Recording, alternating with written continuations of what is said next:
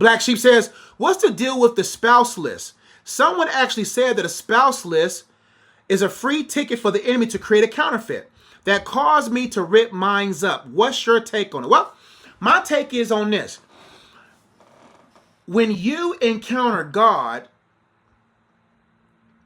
you eliminate the opportunity to encounter counterfeits or engage counterfeits. The more you encounter God, the less likely you'll fall for a counterfeit. Now, to what that person says, most people don't have a holistic view when it comes to a spouse list. I look at spouse lists as very good resources and tools. I actually walked a couple of students through a spouse list today. They're young kids, but they asked me the question and I gave them what I would coach anybody else to. A spouse list is not about the spouse. It's about how you govern your house. See, I tell people to write a spouse list. I have them write down everything they want in a person spiritually, what they want in a person mentally, emotionally, physically, relationally, professionally, and financially. I asked them to write down everything they want and what they want in a person spiritually, mentally, emotionally, physically, relationally, professionally, and financially. I have them write everything of who they want in a person, not for the person, but for them to become the person for the person. Then I have them write a line after they write all those things, and I have them write match or don't match. Do you match what you're asking for, or do you not match what you're asking for? When you don't match what you're asking for, then you got to write down ways to improve those different areas. I told a young lady when I was coaching them a few months back, I told them, what type of man do you want to marry? And she began to say, Coach, I want him 6'6". I want him 250, but I want a big man. I said, oh, really? I said, okay, what you going to cook for that big man? You want a big man? Big man want a big plate. Oh, well, I said, listen, you need a good solid 5 meals in rotation for that brother. And yes, that man should have 5 meals in rotation himself, because when the wife is unable to cook, he should be able to get on that grill, put some steaks on there, and get things done too. So we're not sitting there saying that the woman has to be the only one to cook. I think both people need to have at least 5+ meals in rotation. That includes breakfast, that includes lunch, that includes dinner. Meals in rotation, right? So what I'm saying about a spouse list is showing you who you need to become for the person you want to behold. Now, when it comes down to the devil, man, listen, you don't rip up something totally off of one message. You got to make sure you get a holistic understanding of it. So you said, someone actually said that a spouse list is a free ticket for the enemy to create a counterfeit. How can an enemy create a counterfeit of something that's legitimate?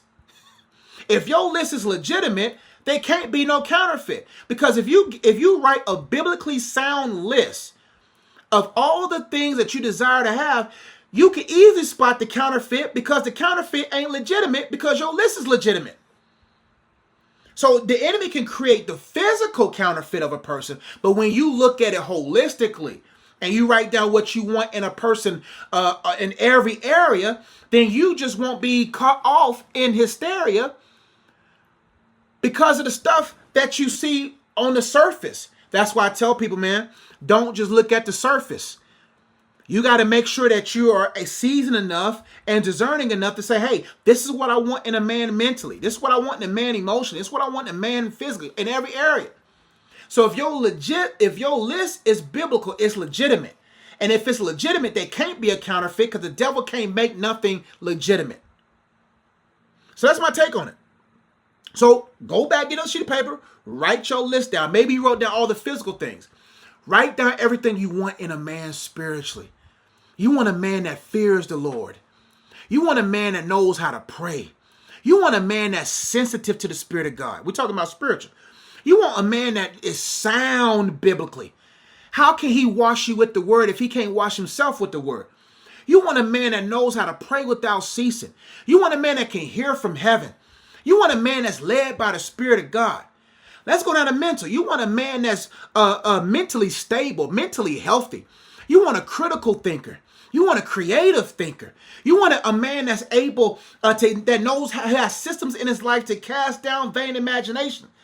You want a man that knows how to rebound mentally when he's off mentally in a particular day. You want a man with that type of mental tool set or skill set. You want a man who's emotionally stable, who knows how to, when you try to stir him up and get him upset, he knows how to walk away.